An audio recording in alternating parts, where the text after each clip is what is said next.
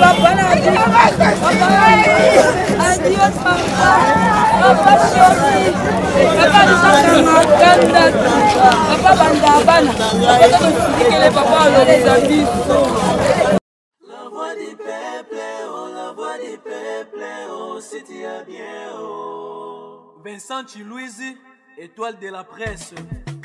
La voix du peuple, toujours longueur d'avance. Les informations partout dans le monde. La voix du peuple, toujours actualité na actualité. La voix du peuple, maman na ngaye. Oh yango.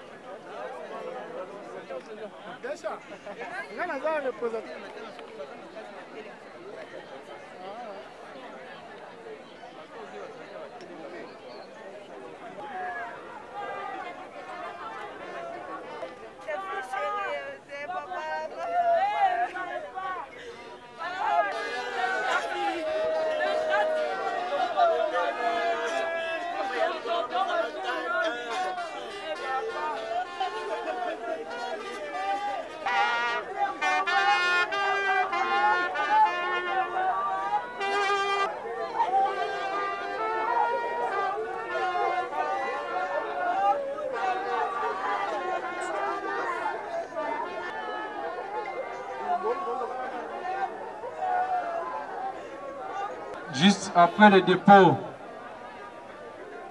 du cercueil, nous allons demander à la sécurité. Awa etika la polele, ba cameraman nyonso tolongo.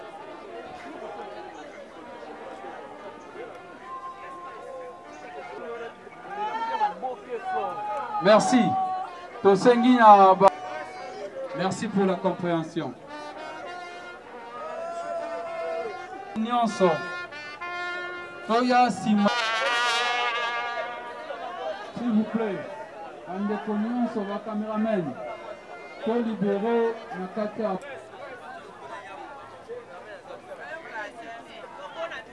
S'il vous plaît, le caméraman.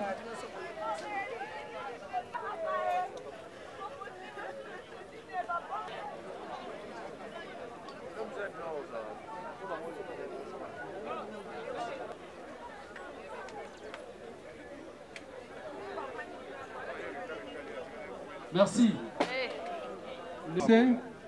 Mot de l'NTPC, dépôt de gerbes de fleurs, prière de clôture et levée du corps. Après avoir troqué la plaque des artistes, et si Kakani te reçoit le dévoilement, il y a plaque honorifique. Après dévoilement de la plaque honorifique, viendra le départ pour le cimetière de Kimberley City. Des cérémonies. Exhortation, na prière pour na libota, pour na bana. Exhortation et Rosalama, na pasteur de la foi, l'évangéliste Jean-Paul, pasteur Oazali Awa, Oazali pe pasteur ya libota. Sans plus tarder, nous allons inviter l'homme de Dieu. Lui, c'est mon père, l'évangéliste Jean-Paul Mayata, le pasteur de la foi. Merci. On a 5 minutes d'exhortation.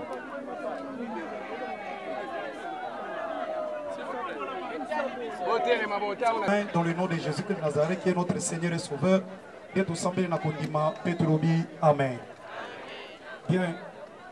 Rapidement, notre frère Jean-Paul, Pour la Bamsoussou, topé dans le ministère évangéliste Jean-Paul Mayata, pasteur à fonction, pour la Moussala Gaga, pasteur de la foi. Nous avons une assemblée de Dieu, né et grandi dans la 37e communauté des assemblées de Dieu KDC. Et naye lokola artiste et comédien, libosaba papa nanga bazawana bayaya avec beaucoup de respect ba mikolo na biso ba pakanza mapambola bino ko bolakisa biso musala oyo lelo pe ekomi nzela lipamboli pona biso zama pambola bino mingi. Et bandeko na bondeli yo ozo ata réflexion moi muke na moi 5 minutes. Na ina relater yo liloba nzambe na moi temps muke. Nazokama ozana esengo na bisika boye. Nazokamwa ozamuta ba conflit ne sikaboe. Nazokamwa yo penza mingi ozamuta ozo sepela ozobeta masolo ya esengo na ba milliers ya boye. Nazomona na kati ya Bible mutu mo aleka ngano na mbongo na sepela miko parler sur cet homme. Aleka ngano na mayele. Azaki na français malamu koleka ba papa na ngabodo koleka ba papa elombe français kitoko makasi. Ayela ki penza mayele belemi koleka azalaki na sagesse. Oye utake pa ina nzambe kasi na université te. Azalaki na intelligence. Oye utake pa ina nzambe. Cet homme avait presque tout. Bible lobi na parcours ya vie na ye. Arrivaki na un moment aeko loba boye. A réaliser akena ba fête, a organiser ba grande fête. Oyo ata salle moko te na République démocratique du Congo et kokokana na ba salle oyo a organiser ki ba fête na ye. Et cet homme avait aussi beaucoup de femmes, peut-être aux polygames. Il a rappelé que cet homme était plus que toi. Azalaki na 700 basi à Bala officiellement et Azalaki na 300 concubines le roi chéri. Alors ndeko ça peut-être basi balanda quand tu te crois être meilleur. Il a rappelé que bien aimé un jour au Gokufa. Un jour au Gokufa. Cet homme qu'est-ce qu'il a fait bien aimé dans le Seigneur? Après avoir gossé la nyonso un jour à Fandi à lobby vanité de vanité, tout est vanité. Na sepeli na ekwa baksini. Dans Ecclésias chapitre 7, du 1er jusqu'au 2e verset, à l'Obiboé. Une bonne réputation vaut mieux qu'un bon parfum. Et le jour de la mort que le jour de la naissance. Mokolo ya liwa eleki mokolo kobotama ya lobi bon.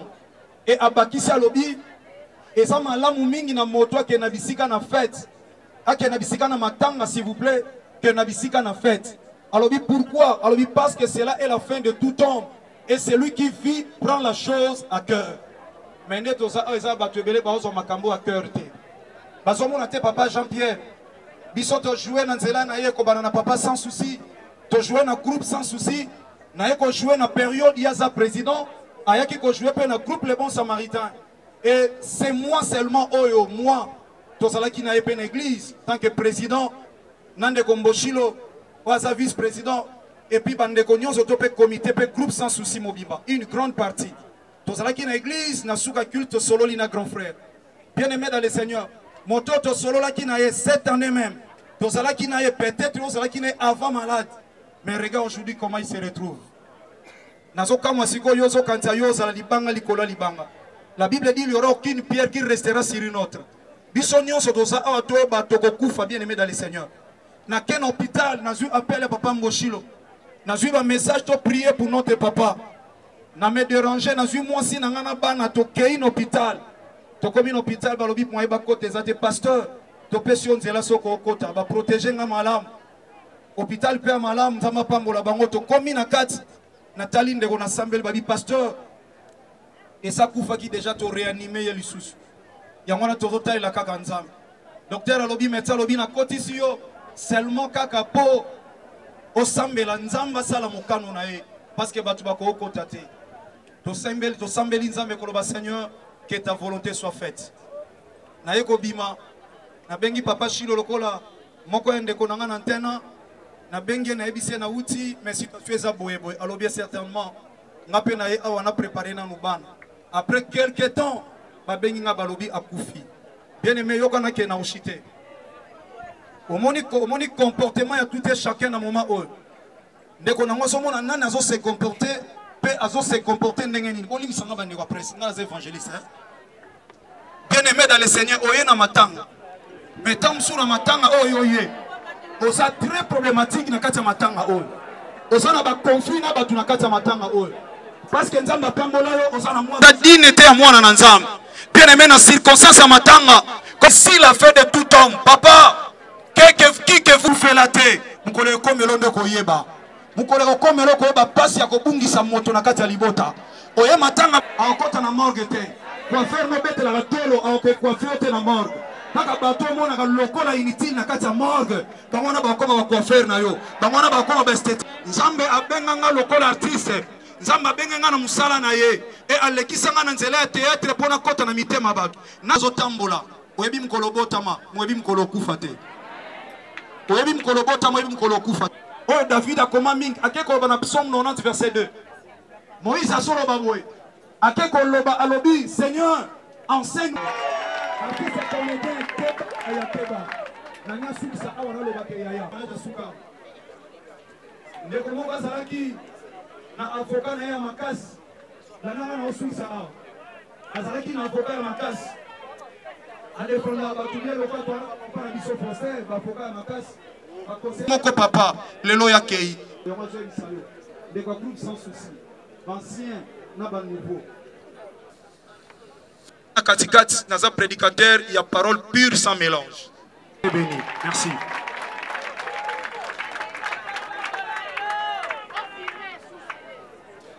Kuna ba sambeli ya bango.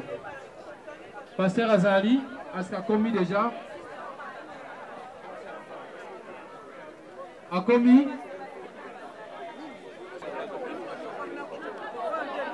Bana bango wana moko azana mikili ya poto j'espère e bako sambela na epe kuna bénédiction Olanda ye.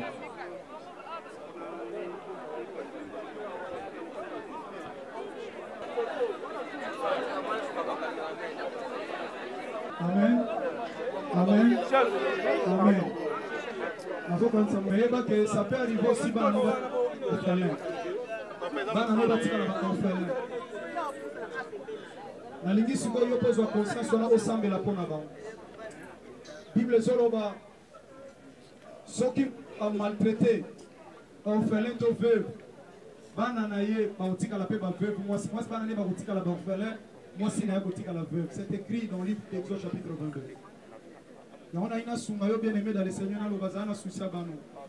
Nous avons un papa, ils ont facilité. Nous avons un maman, ils ont facilité. Nous avons un papa, bima qui musala la kibana. On se revoit ce soir. Makena nzela salax, d'abord on va la retour à papa. Papa Zouamite, Samboye papa Koufa. Malingo sambe la pena bana. Sambe la bango. Sambe la pena bango. Lebana nzamba pona bango. Koma kwa kozapata komona bato balobi biso kozaba baninga ya tata tozali me bakima tomona bato bakomi nous te oublierons jamais mais babosana na bango tosambeli mpona bana au nom de Jésus de Nazareth. Sambela bien aimé quand ndongo ozosambela nzambe akanisilo ata bana na yo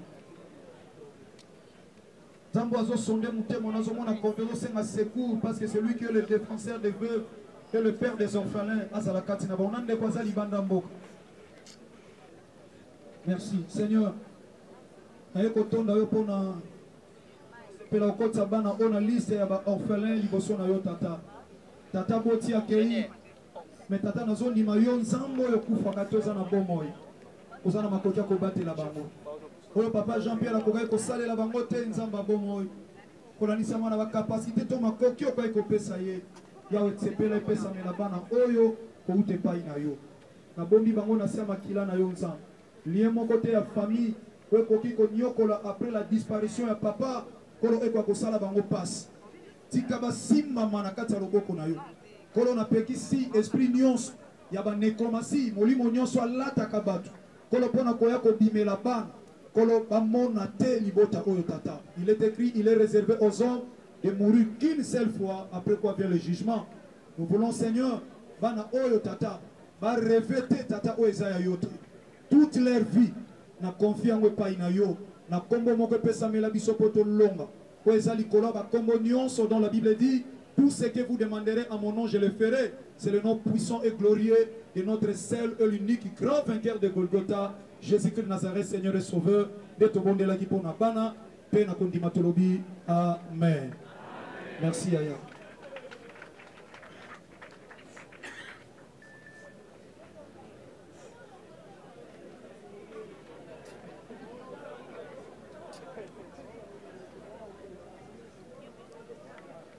merci.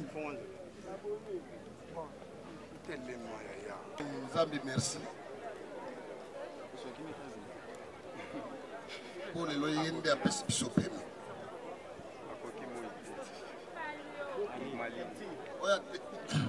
Oya lali wana donki. Wabe amutu na ngamasa na ngai. Nagasi bana baebi. Na epsa yebi na Nzambe na kutango bina na sala kaka na mona. Zaki musika na voyage. Moko baebi singa ngo babengi nga baebi singa tuka. Na sala 3 jours na lia raté donc passe na motema nga ko kaka te makasi. Donc akokaka choc te. Azalaka na ebi. Akokaka choc te mais nazalaki le seul muto azalaki ata siliki. Nga na webi ndenge na diminaka na bite boye ezalaka oza mokoti de kozala boye kosala boye te po osala boye te azalaki po ndenge balobaka kaka likambo nyonso soko moto akufi fo olobaka kake aza na raison azalaki pene bafoti na ye soko mosu olobi na ye mpe omona mpe aboyi kaka aboyi atie nanu kimetre liboso ya nzela biso nyonso atie kimetre tita kosuka na ye kaka nga bia metre toza artiste aux artistes aux amaka maître c'est si là artiste pour ce qui n'a biso tozo courir vers le temps et là on a une lobakaka et là le pasteur auto lobana biso de la foi biso artiste nyonso tout toza na bolingo et là on a une lobakaka botalaka bino moko to banda ane baninga nyonso batiki biso biso tout hôtel mia watanga na uti wapi voyage en wapi naza eloko te liboso na Nzambe naza eloko te nayaki na nzela ya avion oyo ezanga bamiso me nakumisaki Nzambe na aéroport nabi merci Nzambe osangisenga 3 avion mpona kita benela ngai bandeko na ngai baleki na biso bayaya na biso torespectaka bavie na biso ntongo nazoloba vie nga moko nakokisi 43 ya mosala bongo siko bafie na biso lokola bamasumu baza wana boni bandeko na biso grand frère basali ezali ebele awa mosusu ntango biso tobandaki bino bozalaki te mais biso nde totrace nzela mpo bino lelo boya tolingana towela nini tozowelela nini toyeba Nzambe biso nyonso mukolo pesa mwana muke respect po ezala réciproque ofinga pe mwana muke te po so mwana muke lelo balobi o lelo tokosala yo 12 soko mwana nasali yo 12 biso pe mikolo tokosepela te tokokotela ye muninga na biso 9 po bino boza 12 biso toza ba 9 donc ekosala be te mais tozala kaka ke tozala na bolingo biso nyonso adieu président Poudre. Merci à l'artiste et aux comédiens, mingi. Merci, je vous remercie. Bon, nous allons babouer. Pour les petits amours, 30 secondes de caca. Pour les restants, c'est le à Koufi Nanzela et à Bishop à théâtre. Pour les restants, ça sera à théâtre, à Botam et Montala théâtre. Ce qui pour les restants, c'est le à Komi Mouta théâtre. Pour Bouillon Bégon, ça sera un groupe, il y a théâtre. Bishop Nambida aux zones. Alors, tant que nous avons l'idée de la groupe de gauche, nous pour que les stars, les quartiers, les quartiers, pour le groupe de gauche de postes. Alors, nous avons l'idée pour que les stars, à Damouana Ngaliema. Pour que les stars, à Botaman Ngaliema. Pour que les stars, à Colin Ngaliema. Alors, quand il y a la commune, la commune, tant que mon que sengo ya théâtre tant que bekote na monota la théâtre mais epese porte la kota la théâtre mais pour la kota la théâtre ba musu ba kotulanga pour dina ajouer na groupe yo bekote ajouer groupe yo bekote pour abanu yo entourage ya ozone stone na basi la mitale auto messaki la bango de pour de stasi asali nyoto akay contre la groupe sans souci yango ni na clefté bien mo lo komoke merci beaucoup nza pa pambo. Merci les gens qui sont importants. Je vais rappeler à l'écart qui peut dans le groupe Mouyombe Gauche. Pour clôturer série à témoignage, moi dans le lobby à Gautikate, à l'Inga témoigner pour le papa Naye, pour le papa Nabango. Donc, on peut essayer 30 secondes. Le rôle là-bas, on a besoin d'un mot, mais le rôle à témoignage, pour juste c'est 30 secondes, moins d'1 minute, pour toujours courir derrière la montre.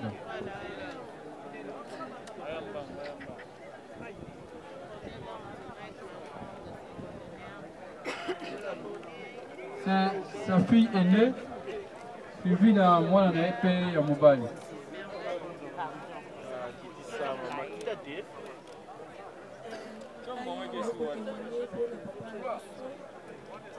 Papa azalaki papa moko malamu mpona biso mpe mpona libota mpona fami mobimba papa bandeki kosangisa bandeki kokabola te en tout cas eloko na oloba kaka papa lelo nde tozangi yo nayebi te soki mosusu nini abanda kosangisa banda osala bareunion de famille andoloba bozala bomoko boza bana libota moko surtout ngai bande kobendanga matoi yaya yo oza yaya yaya yo oza yaya nande kokomprendre te ndoka nde papa okende yo oza yaya fo olobaka gangelaka baleki na olori alingi koyoka te frede alingi koyoka te papa bande koprépare nga deja yango lelo nazangi papa un bon papa.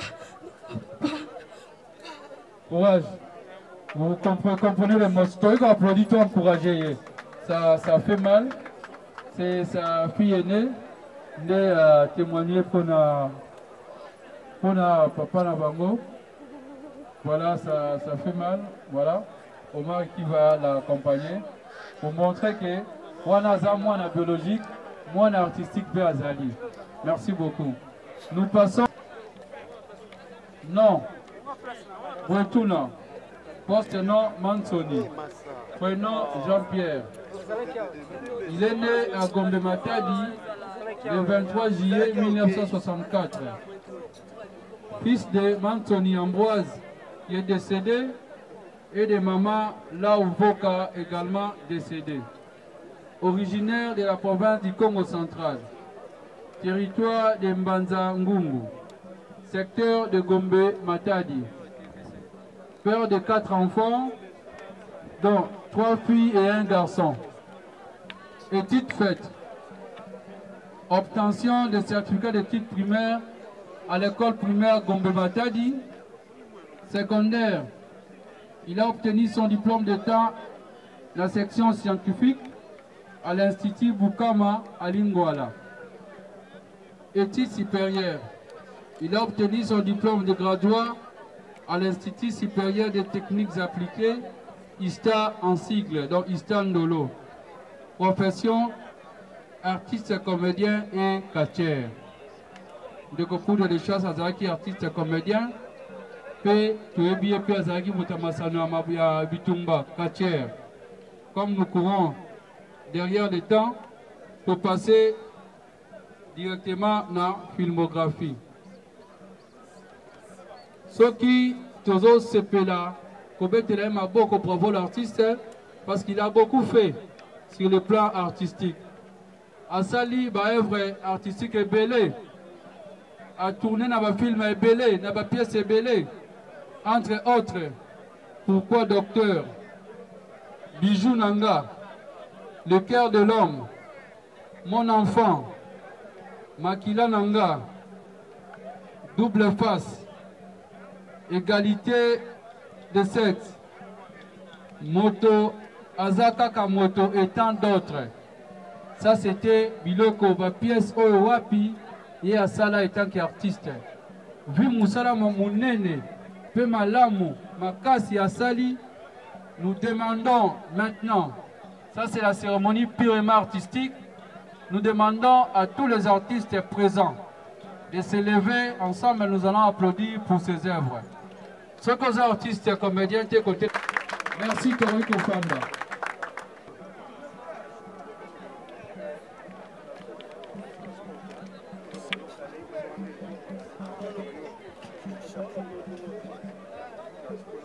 Mesdames et messieurs, distingués autorités, chers membres de famille, chers artistes, chers amis et connaissances, à vos titres et qualités respectifs.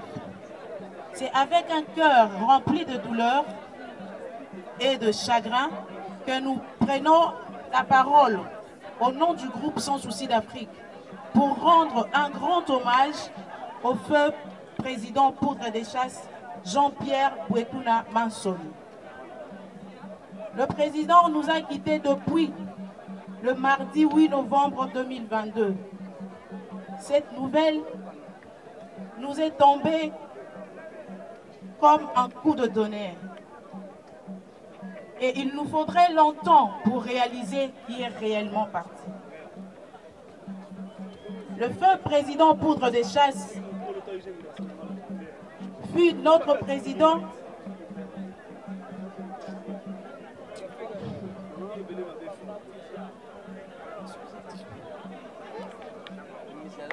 Pour ceux qui ne le savent pas, l'homme qui est aujourd'hui dans le cercueil, c'est lui qui, depuis la disparition de Mathieu Matondo Matéa, a assuré avec brio et professionnalisme la gestion du groupe Sans Souci.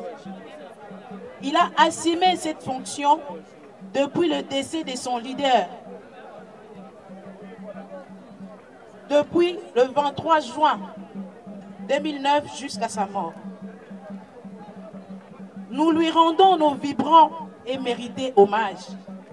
Nous lui sommes reconnaissants pour le grand service qu'il a rendu au groupe Sans Souci en particulier et au pays en général à travers ses prestations cinématographiques des hautes factures diffusées par la chaîne de référence Antenne.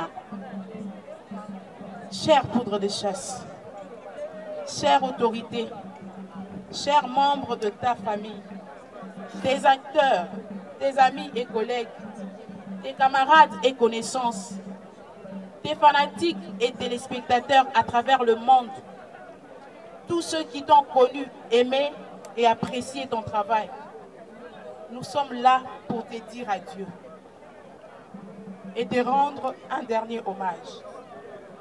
Tu es parti avant nous, bientôt, trop et très vite. Mais ta disparition nous rappelle comme une évidence que nous sommes une poussière et qu'il faut profiter de chaque seconde, de chaque minute ici-bas. Pendant ton séjour ici-bas, tu as cultivé l'amour et l'amitié que le feu Sans Souci vous a légué. Comment les oublier? Comment oublier un ami fidèle et généreux, aux qualités incommensurables, un père attentionné pour ses enfants. Ta mémoire sera toujours gravée dans nos cœurs. Et pour mieux surmonter, nous n'aurons qu'à nous souvenir de ton sourire, de ta bonne humeur et de ta bonté et ton éternel optimisme. Repose en paix. Va en paix, chère Poudre de Chasse.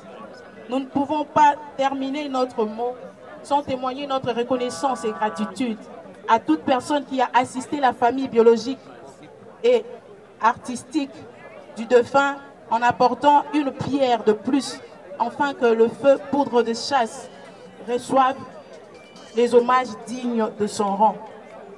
Nos remerciements s'adressent à la Fondation Denise Nyakero Tshisekedi, à l'ANTPC, au président Massoumou Debrende, au président Elombe, au secrétaire général M. Oxygène Baou, Dr Mwanzali, l'honorable Edi Ieli, à la société Diamine, cabinet Exosia, Maman Sandra et Antenne HN de référence.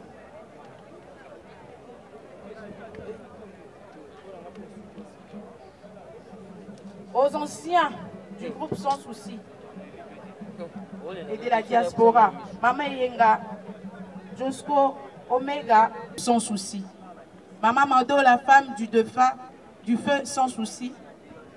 Et enfin, à l'avocat conseil du groupe Sans Souci, Maître Lebo Katenga. Nous disons un grand merci pour votre amour. Notre président, prenez son temps. Abandon et la décision n'est pas mardi. Ata Siliki jeudi. Des artistes comédiens. NTPC.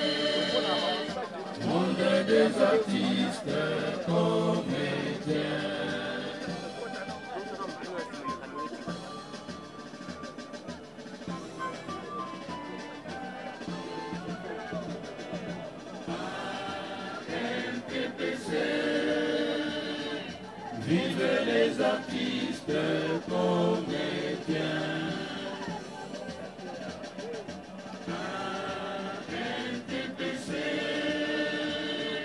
Vivez les artistes, comédiens.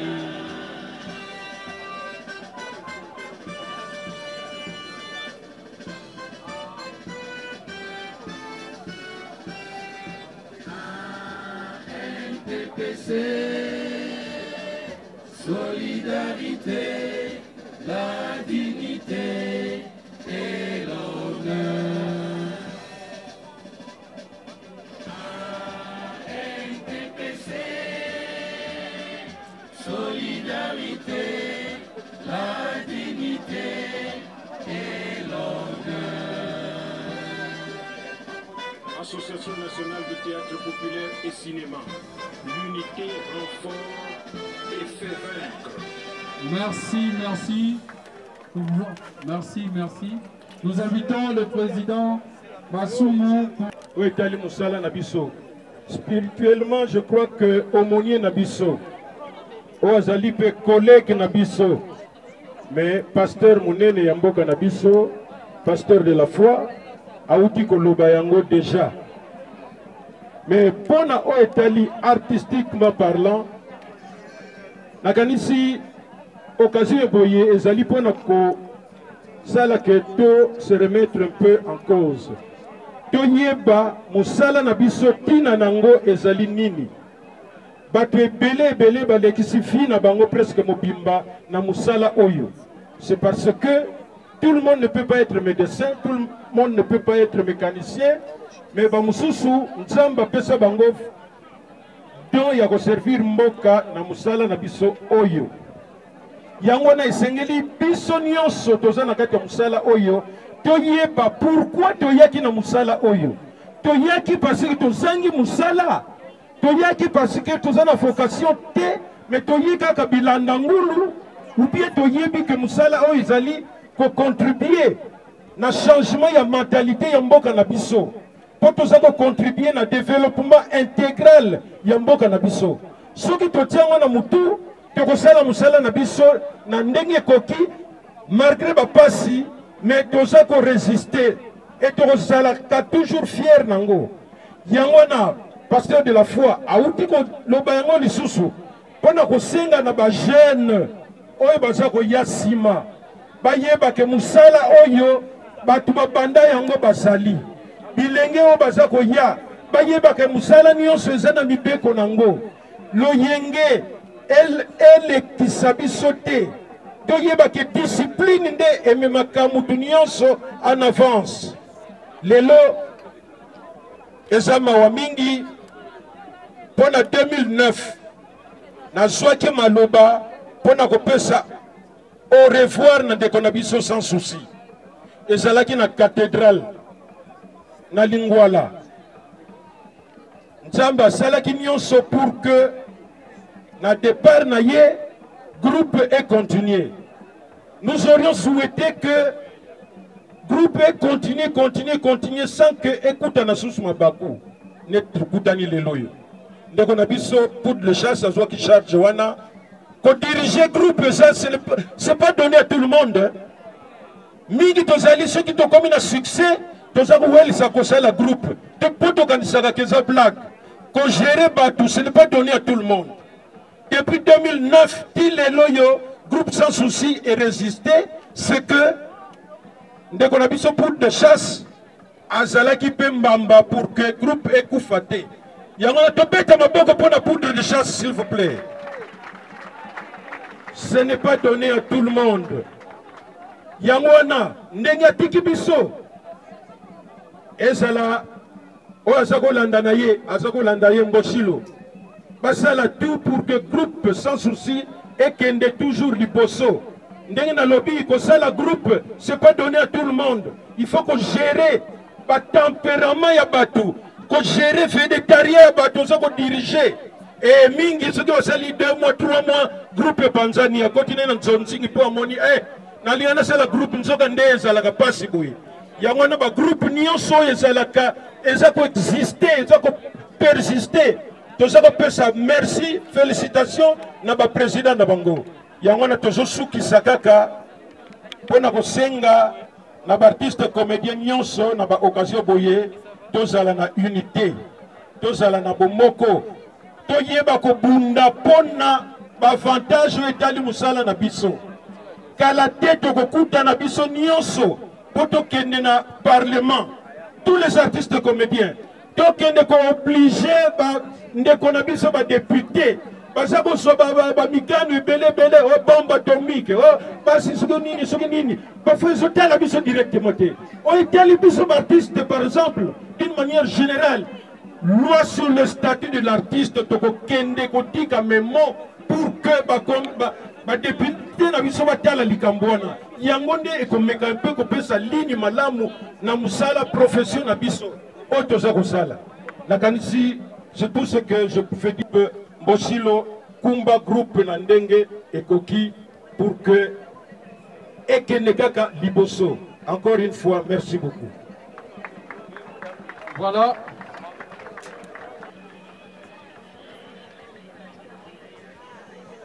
Nous commençons le dépôt des Diables de Fleurs. National de théâtre populaire et cinéma, l'ANTPC pour le dépôt. Denise Diakerou, la première dame.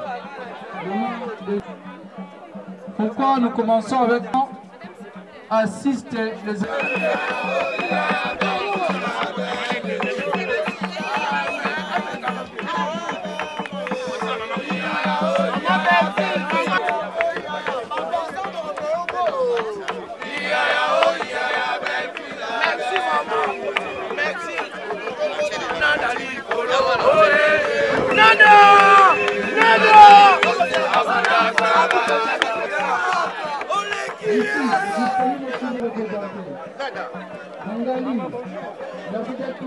merci d'être là, Maman Midi, Eyenga, merci d'être là, malgré la dot, mais il est présent.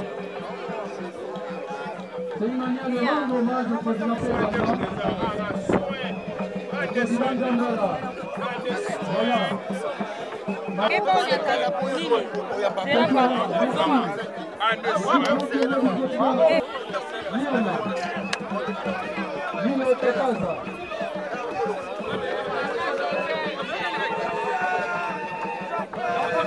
Le groupe est représenté par le directeur Michaud Samba Manogovi. Poupon, merci d'être là. Merci Lizzie et Mika.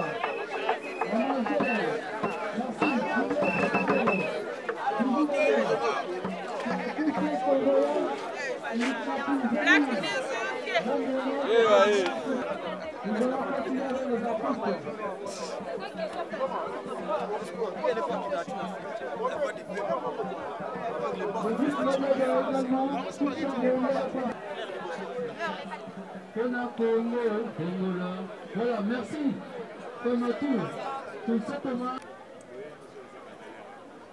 Voilà. Voilà, président, sans souci.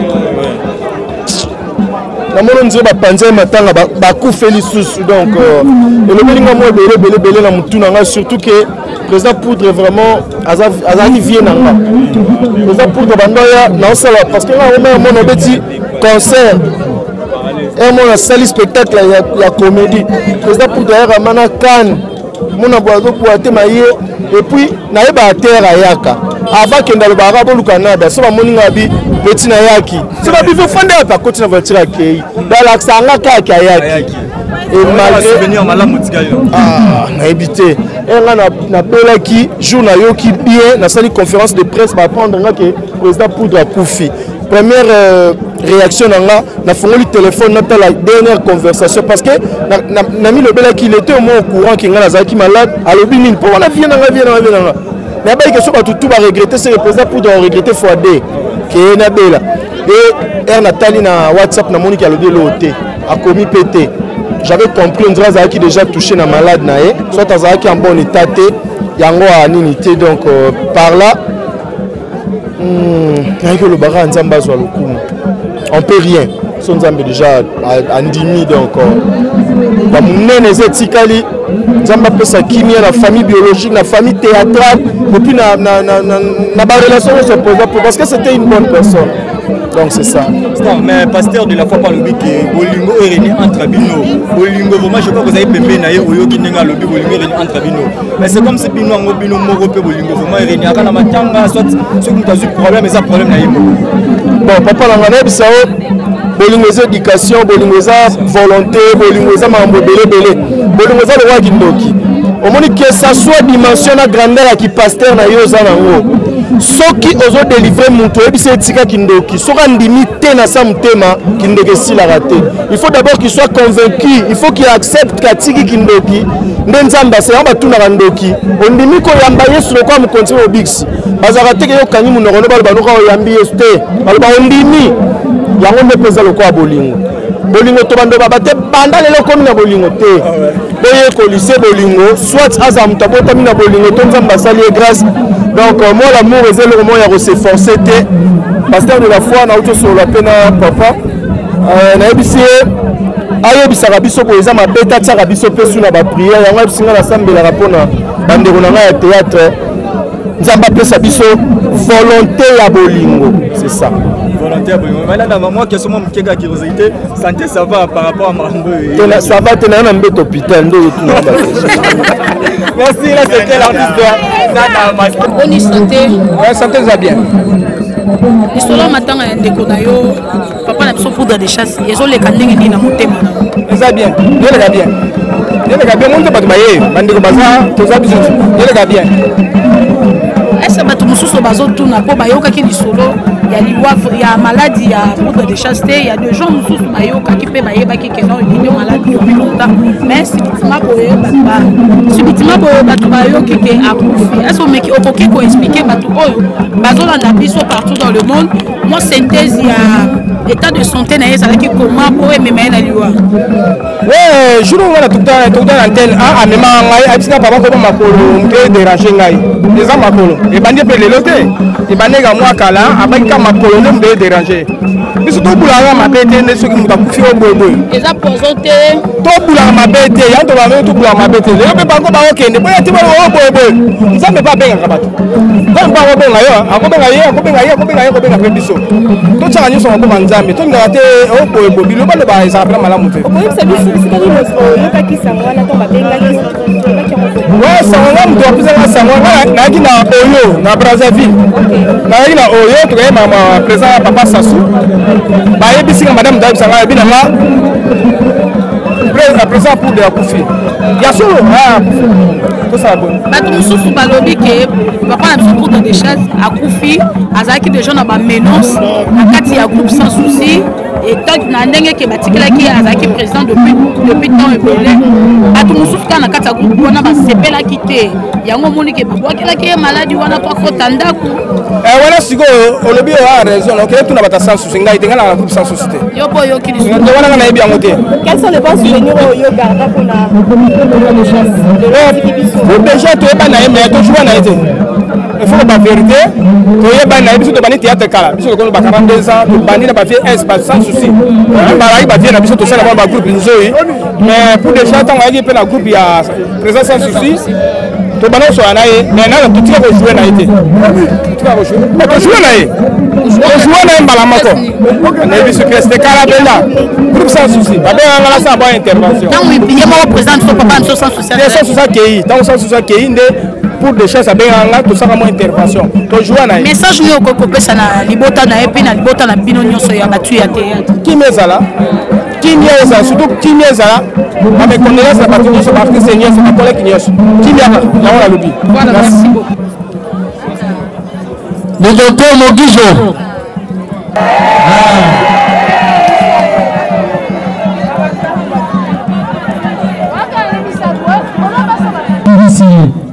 bana bakobenga ye koko voilà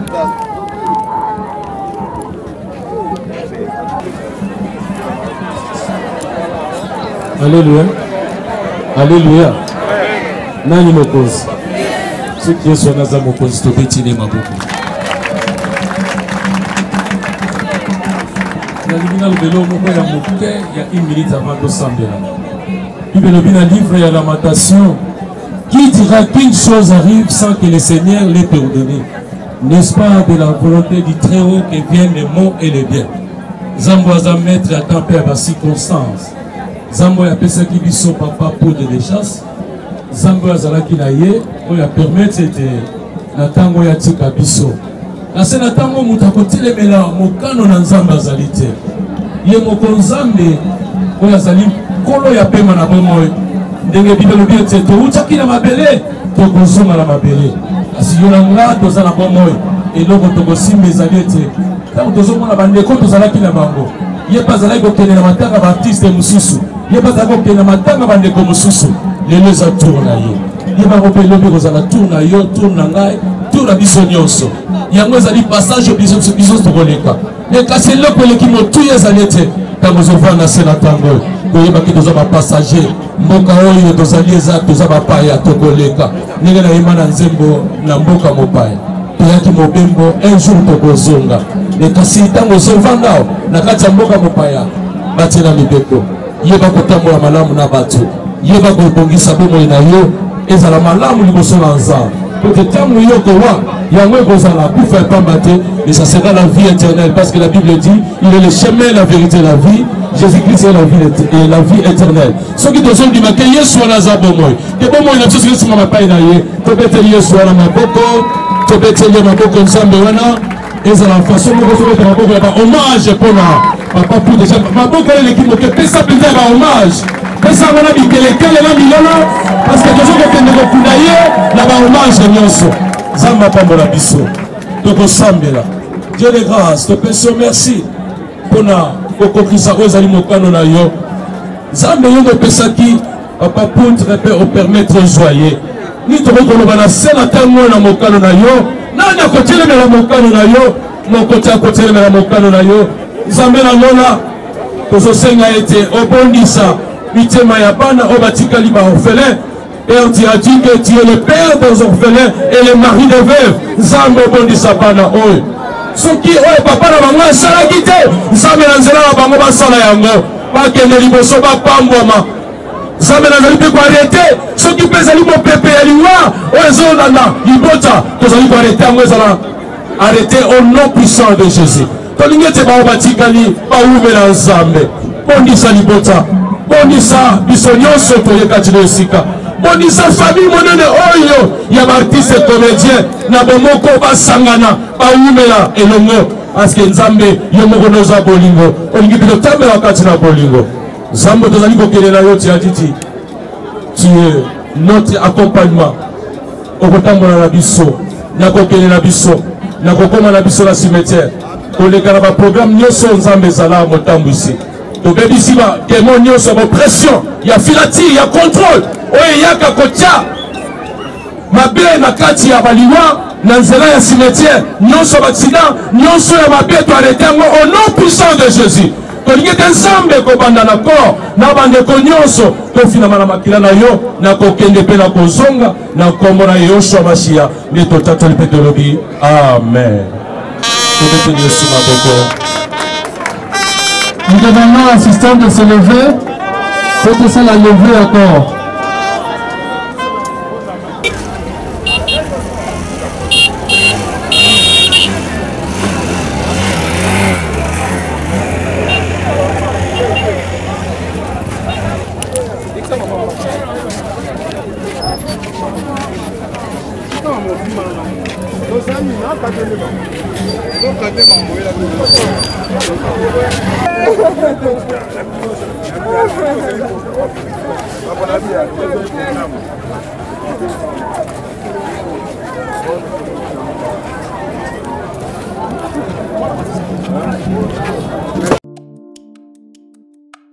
Mbote na biso bandeko, ngai Dr Pichu Tondele, naza pharmacien ya formation, nazui formation na université à Kinshasa na faculté ya pharmacie et puis nasali ba master na niveau ya université Marien Ngouabi pe na niveau ya Canada na transformation des agro-ressources et puis préparation de cosmétiques thérapeutiques naturelles.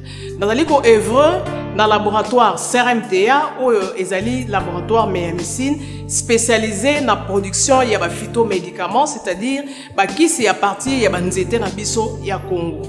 Bakisi nyonso o bozomona awa na CRMTA et subir essai toxicologique et puis essai clinique ou la différence na biso na tradi parce que et subir quand même moi étude et puis bakisi o eza na CRMTA ils allaient homologuer le ministère de la Santé, c'est-à-dire ils ont l'autorisation qui a mis sur le marché le niveau de Mboka et puis les bandes de Mboka.